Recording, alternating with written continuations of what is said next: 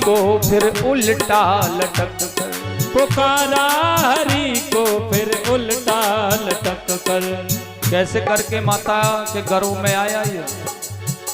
बहुत जप तप करने के बाद वहां भी उल्टा लटका लटका भगवान को मनाता रहा। पुकारा हरि को फिर उल्टा लटक कर, पुकारा हरि को फिर उल्टा लटक कर। उन्हीं भक्त वत्सल के गीत ये गालो, उन्हीं भक्त वत्सल के गीत ये गालो। जो कुछ भी बची है उन्हीं को संभालो, जो कुछ भी बची है उन्हीं को संभालो। चली जा रही है ये अनमोल सांसें, चली जा रही है ये अनमोल सांसें। जो कुछ भी बची है उन्हीं को संभालो, जो कुछ भी बची है उन्हीं को संभालो।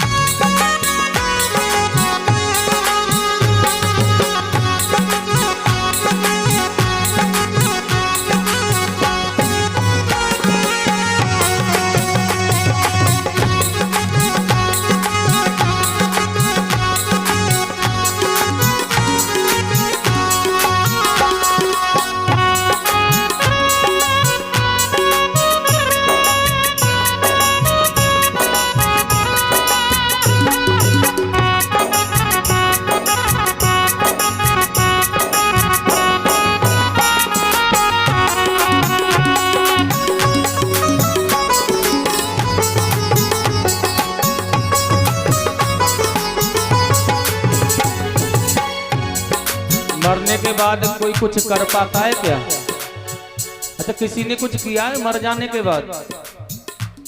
अपने कुछ करते हैं? तुम मर जाओ और तुम पड़े रहो वहां तो कुछ कर पाते हो? तुम बैठे बैठे रोते रहते हो, पड़ोसी चाय बनाकर पिलाता रहता है, चाय पी पी करके रोते हो। पिता मरा हुआ पड़ा है, माँ मरी हुई पड़ी है और तुम चाय पी पी के रो रहे हो। अब की बार यह पड़ोसी बनवा लाया, उसके बाद वह बनवा लाया। पी रहे हो चाय और रो रहे हो। क्या कर रहे हो? कुछ हो रहा है? कुछ कर पा रहे हो? पियो चाय और रो। ये बचपन बिगाड़ा मगन और खुशी में, ये बचपन बिगाड़ा मगन और खुशी में। ये बचपन बिगाड़ा मगन और खुशी में। ये बचपन बिगाड़ा मगन और खुशी में। पिया दूध माँ का लटक कर उसी में, पिया दूध माँ का लटक कर उसी में। हाँ पिया दूध माँ का लटक कर उसी में, पिया दूध माँ का लटक कर उसी में। लेकिन बेटा अब समय आ गया है। क्या ये बचपन तो कोई बात नहीं, परमात्मा कह रहा है, या बचपन के लिए तो मैं भी क्षमा कर रहा हूँ, कोई बात नहीं। दुलार कर रहे हैं माँ बाप, प्यारा है किसी का तो कोई बात नहीं, लेकिन अब समय आ गया है। ये बचपन बिगाड़ा जवानी संभालो, ये बचपन बिगाड़ा जवानी संभालो। ये बचपन बिगाड़ा जवानी संभालो। बचपन बिगाड़ा जवानी संभालो। जो कुछ भी बची है उन्हीं को संभालो, जो कुछ भी बची है उन्हीं को संभालो। चली जा रही है ये अनमोल सांसें, चली जा रही है ये अनमोल सांसें। जो कुछ भी बची है उन्हीं को संभालो, जो कुछ भी बची है उन्हीं को संभालो। हाँ जो कुछ भी बची है उन्हीं को संभालो, जो कुछ भी बची है उन्हीं को संभालो। चली जा रही है ये अनमोल सांसें, चली जा रही है ये अनमोल सांसें। जा रही है ये अनमोल सांसें, चली जा रही है ये अनमोल सांसें। जो कुछ भी बची है उन्हीं को संभालो, जो कुछ भी बची है उन्हीं को संभालो। जो कुछ भी बची है उन्हीं को संभालो, जो कुछ भी बची है उन्हीं को संभालो, जो कुछ भी बची है उन्हीं को संभालो, जो कुछ भी बची है उन्हीं को संभालो, जो कुछ भी बची है उन्हीं को संभालो।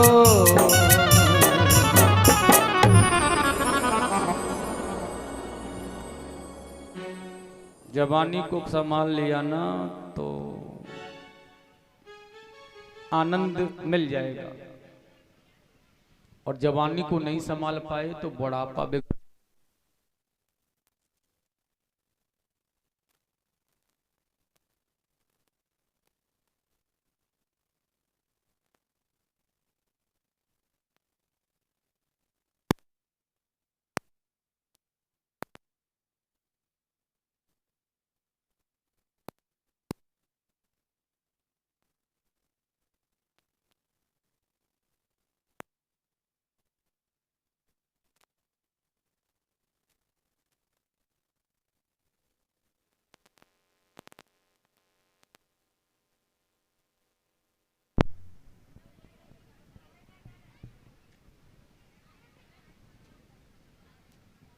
बोलिए वृंदावन बिहारी लाल की जय हो।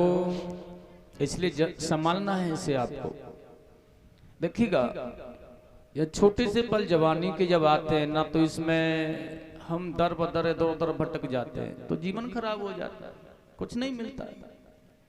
उन कुछ पलों को अगर संभाल लिया जाए तो हमारा जीवन बड़ा अच्छा बने, आगे तक बड़ा आनंद और बहुत ही पावन हो जाता है भैया, जिसका कोई ठिकाना नहीं है। देखिएगा, भगवत प्रीति होती है, धनवान भी होते हैं, धन पैसा भी होता है। जब अच्छा पढ़ लिख करके अच्छा मन होता है, अच्छी नौकरी करते हैं, धन होता है, अच्छा बिजनेस करते हैं, मन परमात्मा के चरणों में होता है, तो भगवत भक्ति भी होती है। और सुनो, आज के जमाने की भक्ति और यज्ञ तो बिना धन के नहीं होते ना, वो जरूरी है ना। इसलिए वो कब होगा? जब जवानी को संभालोगे, उसमें आप शिक्षा को प्राप्त करोगे, दिन रात्रि भर आराम से शिक्षा को ग्रहण करते अपने जीवन में अपने माँ बाप की सेवा करोगे, और बड़े सुंदर भाव में, बड़े प्रेम के साथ में ब्रह्म मुहूर्त में जागोगे, पढ़ोगे, स्नान करना, चंदन वंदन करना, माता पिता के चरण स्पर्श करना, तो शायद कामयाबी मिल जाए, अन्यथा बस यूं ही रह जाओगे, फिर कुछ नहीं। जीवन को संभालना है आप। प्रेम से बोलेंगे वृंदावन बिहारी लाल की जय हो। आगे देखिएगा, कथा पर ध्यान देंगे थोड़ा सा आप लोग। वही सुखदेव जी स्वामी ने कहा, राजा परीक्षित यह प्रद्युम्न लौट के द्वारका में आए हैं ना, बहुत समय के बाद आए थे ना, उतने दिनों तक द्वारका में क्या हुआ है? माने भगवान कृष्ण के 16,108 विवाह हुए हैं। परमपिता परमात्मा ने ये विवाह क्यों किए, किस प्रयोजन से इतने विवाह भगवान के हुए हैं?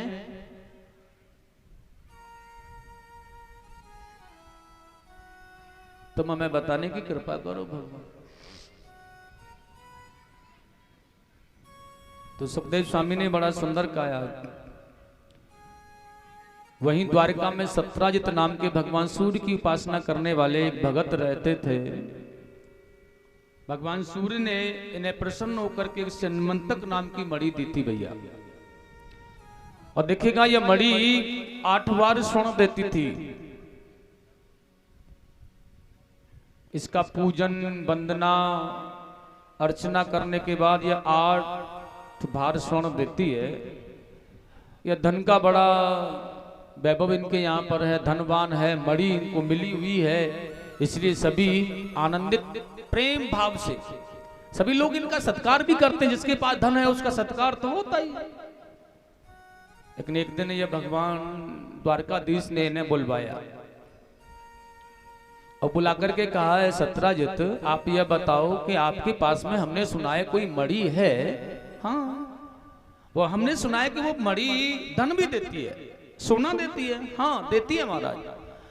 तो हमारा कहना यह है कि मणि को तो आप ही रखो, और जो स्वर्ण वो मणि देती है ना, उस स्वर्ण को राजकोष में जमा करा दिया करो, क्योंकि यह बहुत ज्यादा धन होना भी कहीं कहीं संकट का कारण होता है। इसलिए आप संकट के दायरे में ना आ जाए इसलिए। लेकिन एक बात भी है कि आप इतने धन का करोगे भी क्या? तुम्हारे धन के द्वारा यज्ञ, दान, तर्पण, कुएं, बावड़ी, सड़कों का निर्माण, वन वृक्षी आदि, बाग तलैया, कुमारी कन्याओं का, गरीब बेटियों का विवाह, यज्ञ अनुष्ठान होंगे तो उसका यश तुम्हें ही तो मिलेगा। मान के चलना है आपने कहीं दान किया और तुम्हारे दान के द्वारा कोई सत्कर्म हुआ, तो क्या उस दान के करने के बाद जिस धन से वो सत्कर्म हुआ उसका फल यश आपको नहीं मिलेगा? उसका फल जरूर मिलेगा, आपको अवश्य ही मिलेगा। इसलिए दान करना अति आवश्यक है। लेकिन सत्राजित ने यह बात स्वीकार नहीं की, हमारी मणि है, हम नहीं देंगे प्रभु, वो हमारी इच्छा। भगवान ने कहा यह विषय का तो बिल्कुल भी समय नहीं है, और रही आपकी मर्जी, कोई जबरदस्ती भी नहीं है। जैसा आप चाहें, जैसा आप करें, बिल्कुल वैसा करें।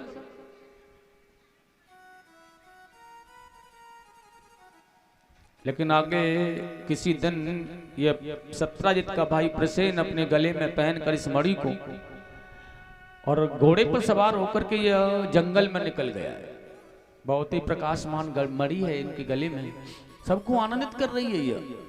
ये जंगल में जब चला गया तो लटकी हुई उस प्रकाशमान मणि को एक सिंह ने देखा और उस पर मोहित होकर के आज वह उस मणि को पाना चाहता है। और देखिए उस मणि को पाने के लिए तो इस प्रसेन का वध किया उसने, उस मणि को पा लिया। लेकिन उस मणि को ले जा करके वो अपने पास में रख लेता है, उस पर मोहित हो गया है, बड़ा प्रसन्न रहता है। इतना सौंदर्यमय, इतनी प्रकाशमय मणि है कि जिसका कोई जवाब नहीं। लेकिन वहीं आज ऋक्षराज जामवंत जी ने इसका वध किया और वो मणि को लेकर के अपनी पुत्री को दे दिया। आइए उनकी पुत्री जामवंती इस मणि से खेलती हैं। और स्वामी सुखदेव जी कह रहे हैं भगवान कृष्ण यहाँ द्वारिका में, क्योंकि एक बार जब प्रसेन घर नहीं लौटा तो उसके भाई सत्राजित ने अपनी पत्नी से कहा, मुझे लगता है ये कृष्ण और बलराम ने हमारे भाई को मरवा डाला है, क्योंकि वो मणि पाने की बात कर रहे थे ना, इस मणि की चाहना में उसे मरवा डाला, मणि को प्राप्त कर लिया। लेकिन ये देवी राजा महाराजाओं का मामला है और ये हमें भी मरवा सकते हैं। अगर ये बात हमने छेड़ी तो तुम्हें किसी से कहना नहीं है। लेकिन माताओं के पास में यह रहस्य रूपक बात कहाँ रहती है? किसी भी छुपी हुई बात को अपने घर में बताने का प्रयास आप करो ना, तो वह नहीं रह सकती छिपी हुई। अब तुम्हारा सत्राजित की पत्नी है ना, उसके बड़ा बेचैनी होती है बेचारी। माताओं में विशेष तौर से यह खासियत है, जब तक यह एक दूसरे को बता नहीं देती तब तक इनके पेट का दर्द है ना वो ठीक नहीं होता। अब बेचारी बड़ी तड़प रही है। किसी पड़ोसी ने पूछा, बहन क्या बात है, तुझे बता तो सही। उसने कहा, बहन बताने लायक कोई ऐसी बात नहीं है। उसने कहा, देख मैं तेरी बहेली, तेरी सहेली हूँ और तू जरूर मुझसे कुछ छिपा रही है, बताना नहीं चाहती है। अब सत्राजित की पत्नी कह रही है, अगर किसी को न कहे तो बता दूं। उसने कहा, अरे पागल हो गई है क्या, तू मुझे जानती नहीं है, अभी तक तूने मुझे जाना पहचाना ही नहीं है। मैं इधर की बात उधर, उधर की बात इधर नहीं करती हूँ, मेरा स्वभाव नहीं है, मैं औरों के जैसी नहीं हूं। और जब ऐसा कहा तो सत्राजित की पत्नी ने उसे बता दिया, देख बहन ऐसे ऐसे हमारे पति कह रहे थे, हमारे देवर का वध है ना वो द्वारकाधीश ने करा दिया। अब तुम्हारा सत्राजित की पत्नी ने तो बता दिया, उसका तो पेट का दर्द बंद हो गया, लेकिन वह दूसरी वाली के चालू हो गया। अब उसे बेचैनी होती है दिन रात। उसकी कोई पड़ोसन या कोई सखी होगी, उसने उसे पूछा, बहन क्या बात है, परेशान सी रहती है। उसने कहा, बता तो दूंगी लेकिन किसी को कहना नहीं। और वह भी इसी बात को कह रही है, पागल हो गई है क्या तू, अरे तू जानती नहीं है मैं किसी से कुछ कहती हूँ क्या, यहाँ की वहां, वहां की यहाँ, तो मेरा करने का स्वभाव ही नहीं है, सच बोल रही हूँ। लेकिन उसने उसे बता दिया, उसके पेट का दर्द बंद हो गया, वो तीसरी वाली के चालू हो गया। ऐसे करते करते पूरे नगर में यह बात फैल गई, लेकिन किसी ने किसी को बताया नहीं। भगवान कृष्ण के पास में यह समाचार पहुंचा है कि आपको आरोपी ठहराया जा रहा है प्रसेन की मृत्यु का। भगवान कृष्ण कन्हैया ने हंस करके ब्राह्मणों से कहा है, बताओ जरा देख करके यह जो पाप हमें लगा है, जो लग रहा है, क्यों लग रहा है? ये तो हमने किया नहीं है ना, फिर भी क्यों? ब्राह्मणों ने हंस करके कह दिया, हमें लगता है प्रभु आपने चौथ का चंद्रमा देख लिया होगा, इसलिए लग गया है। भगवान ने हंस करके कह दिया, कोई बात। एक छोटी सी टोली अपने साथ कुछ सेवकों की ली और प्रसेन को खोजने चल दिए भगवान। लेकिन जंगल में वही प्रसेन का वो मृतक शरीर वह उनके घर वालों को सौंपा गया है। उसके बाद वही सिंह मरा हुआ पड़ा है और उसके बाद ऋक्षराज की गुफा में भगवान चले गए। लेकिन सेवकों से कहा, भैया तुम यहीं मेरा इंतजार करना और मैं अंदर जा रहा हूँ। वह इंतजार करते रहे, वो अंदर चले गए। मणि बड़ी प्यारी थी, जामवंती खेल रही थी। भगवान ने मणि को लिया और चलना प्रारंभ किया। उसी समय अजय एकदम से जामवंत जी ने आकर के भगवान को पकड़ लिया। अरे ओ, ये मणि लेकर कहां जा रहे हो? ये मणि मेरी पुत्री का खेलने का बड़ा पावन, बड़ा आनंदमय सौदा है, आप ऐसे कैसे ले जा सकते हो इसे? भगवान ने कहा, इसी को लेने तो आए थे हम और ये मिल गई, लेकर जा रहे हैं। जामवंत ने कहा, तो तुम इसे नहीं ले जाओगे मेरे होते हुए। भगवान ने कहा, तो तुम्हारे बाद ले जाएंगे, लेकिन लेकर तो जाना है इस मणि को। और दोनों में इसी बात विवाद में युद्ध प्रारंभ हो गया। लेकिन जब युद्ध प्रारंभ हो गया तो 28 दिन तक यह युद्ध चलता रहा है। और देखिए, त्रिलोकीनाथ भगवान गोविंद ने मुष्टिक प्रहार मारते मारते मारते मारते घूंसों के प्रहार से जामवंत की नस नस को ढीला कर दिया। और जामवंत ये आज जान रहे हैं कि यह 28 दिन तक मुझसे युद्ध करने वाला कोई साधारण मानव तो संसार का हो ही नहीं सकता है। अच्छा, होश कब आया है? जब अपने आप का बल, अपने आप की शक्ति जब नष्ट हो गई है ना, तब इसे ध्यान आया है कि यह कौन है। और आज पूछ रहा है कि आप हैं कौन? भगवान ने बड़े प्यार से कहा, भैया वैसे तो हमें प्यार से यशोदा का लाला कहते हैं, वैसे हमारे माता पिता का नाम वसुदेव और देवकी है, हमारा नाम कृष्ण है और इस समय हम द्वारिका में रहते हैं। जामवंत ने पहचान लिया, हो न हो तो मेरे वही प्रभु राम हो, जो कि रामावतार में त्रेता युग में यह राम बन करके आए थे और द्वापर युग में धर्म की रक्षा करने के लिए आप कृष्ण बन करके आए हो। प्रभु, मैंने पहचान लिया है आपको, आप वही मेरे प्रभु राम हो। भगवान ने हंस करके कहा, हाँ जामवंत मैं वही हूं, लेकिन यहां भी मुझे तुम्हारे ही कारण आना पड़ा है। क्योंकि देखिए, भगवान ने जामवंत को वरदान दिया था। जिस समय रावण का वध करके भगवान राज सिंहासन पर विराजमान हुए थे ना, तो सभी को भेंट उपहार दे रहे थे, अपने नजदीक वालों को, मित्रों को, सेवकों को जो खास थे। लेकिन वह जामवंत जी का भेंट देने का नंबर आया ना प्रभु। जामवंत ने कहा, प्रभु यह भेंट मुझे नहीं चाहिए, और तुम भेंट ही देना चाहते हो ना, मुझे तो यह भेंट दो कि तुम्हारा राम और रावण का युद्ध हुआ है, लेकिन इस युद्ध में भी इतना बड़ा भयानक बलशाली योद्धाओं के द्वारा होने वाले युद्ध में भी ये मेरी भुजाएं युद्ध करने के लिए भड़क रही हैं, इनमें खुजली हो रही है। अब मुझे कोई भी योद्धा मिला ही नहीं है ऐसा, और मैं तो केवल ऐसा चाहता हूं कि मुझे आपके जैसा सुकोमल बलवान योद्धा मिले युद्ध करने के लिए। राम जी ने कहा, भैया ये हमारे जैसे योद्धा तो फिर हम ही हैं, और अगर जामवंत जी आपसे हम युद्ध करके तुम्हारी भुजाओं की खुजली मिटा भी दें तो ये जमाना बड़ा खतरनाक है। ये जमाना कहने लगेगा अपना काम बनाने के लिए तो साथ में रखा, और जब अपना काम पूरा हो गया ना, तो राम जी ने अपने ही सेवकों पर प्रहार करना प्रारंभ कर दिया। ये जमाना बड़ा उल्टा है, इसके लिए ना आपको इंतजार करना पड़ेगा। मैं आपके इच्छा को पूरा करूंगा, लेकिन रामावतार में नहीं, द्वापर युग के अंत में जब मैं कृष्ण अवतार लूंगा भूमि का भार उतारने के लिए, तो तुम्हारे इस मनोरथ को पूरा करूंगा। और सज्जनों, आज भगवान कृष्ण ने जामवंत को बहुत सुंदर दर्शन दिया है। आज जामवंत ने वो मणि और अपनी पुत्री जामवंती को भगवान को समर्पण कर दिया है और यह भजन करने लगे। ठाकुर जी विधिवत उन्हें लेकर द्वारका आए और उनका परिग्रहण किया है, बहुत अच्छी विधि के द्वारा। सत्यभामा को या सत्राजित को मणि दे दी, आपकी मणि है ये, ले लो। अब बड़ा अपमानित हुआ सभा में, यह बहुत इसे शर्मिंदगी महसूस हुई है, इसलिए उसे बदलने के कारण रिश्तेदारी बनाना चाहता है या भगवान से, और अपनी पुत्री सत्यभामा का विवाह उनके साथ कर दिया।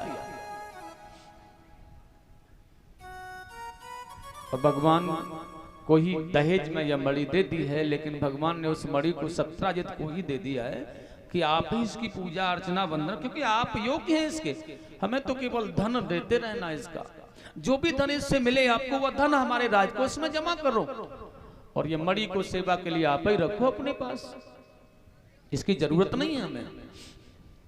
लेकिन साथियों आज उसके बाद में तो बड़ा सुंदर भाव है।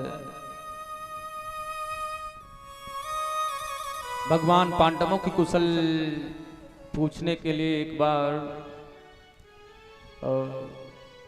हस्तिनापुर में पधारे हैं इंद्रप्रस्थ में, तो वहां एक बार अर्जुन के साथ में यमुना में विहार कर रहे थे, यमुना के किनारे पर, तो वहीं आज एक बहुत सुंदर कन्या को तपस्या करते हुए देखा है भगवान ने, और अर्जुन से कहा भैया जाकर पूछो इसे ये कौन है बेचारी। जब अर्जुन ने जाकर पूछा तो ये बता रही हैं मेरा नाम कालंद्री है, मेरे पिता सूर्य हैं, मैं उनकी पुत्री हूं, वैसे तो मेरा नाम यमी है यमुना, लेकिन मुझे कालंद्री भी कहा जाता है, लेकिन मैं यह तपस्या जो कर रही हूं ना भगवान श्री कृष्ण को अपने पति रूप में पाना चाहती हूं, इसलिए अनुष्ठान कर रही हूं मैं। अर्जुन ने आज भगवान से कह दिया है, और कालंद्री को लेकर के भगवान द्वारका में आए और उनका भी परिग्रहण मेरे गोविंद ने किया है। आगे भगवान का विवाह हुआ है, परीक्षित जी को बता रहे हैं स्वामी सुखदेव जी, देखिएगा उसके बाद भगवान का विवाह बिंदा से हुआ है। ये उज्जैनी की राजा बिंद की कन्या हुई है ये बिंदा,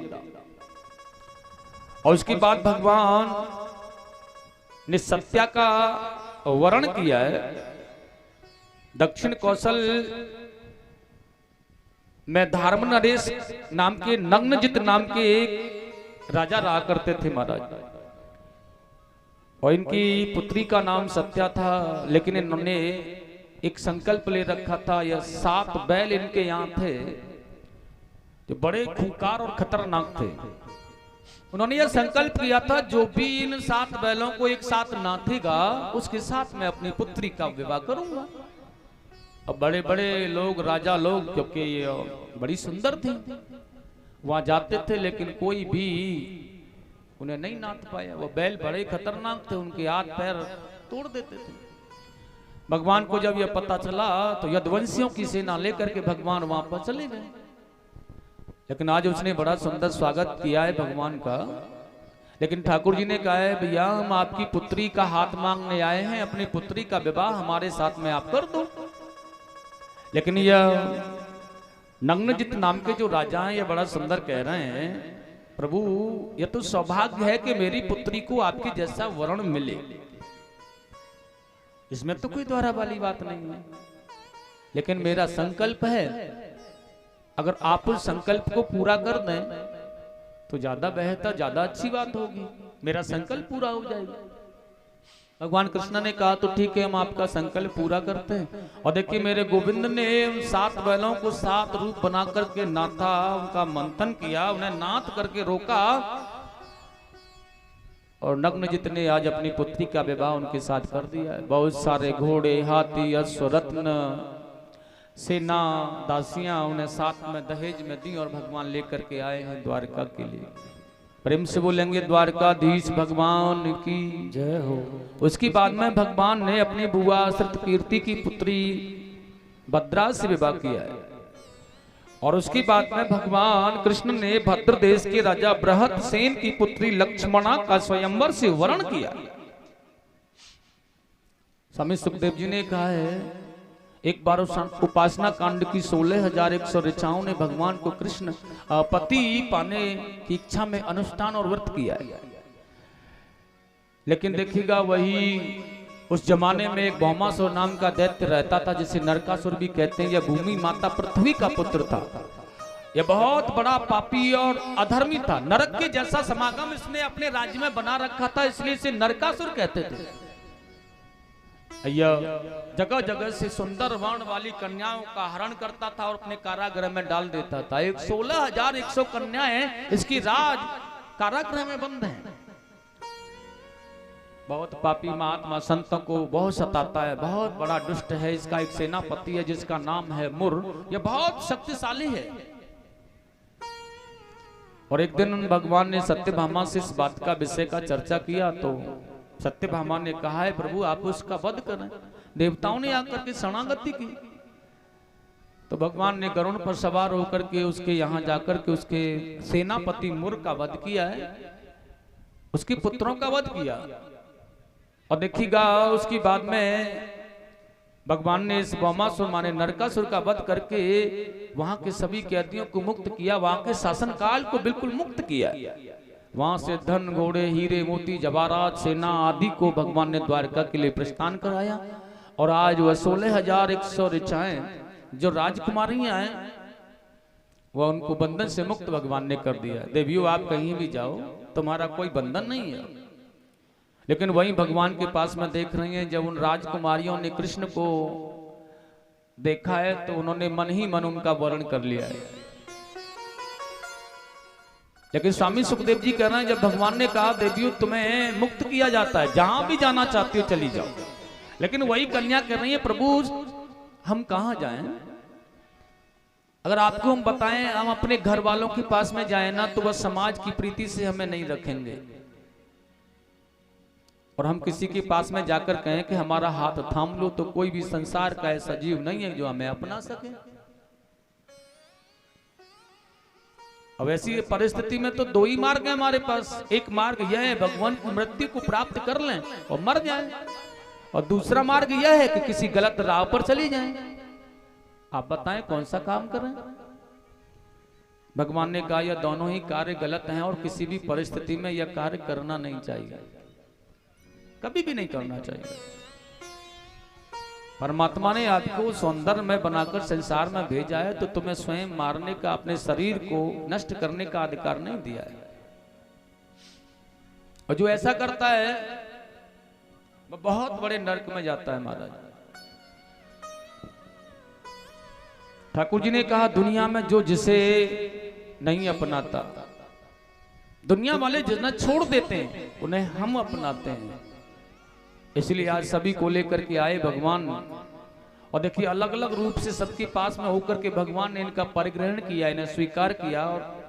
और देखिए द्वारका की रानी बनाया है इन्होंने, भगवान ने इन्हें। इस प्रकार से भगवान की 16,108 रानियां हुई। प्रेम से बोलेंगे गोविंद भगवान की जय हो, आनंद कंद भगवान की जय हो, जय जय श्री राधे श्याम।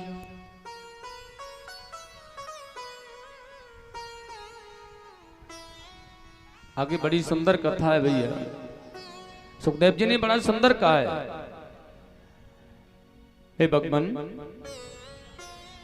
भगवान की कथाएं तो बड़ी ही अनंत और बड़ी प्रिय होती हैं। एक बार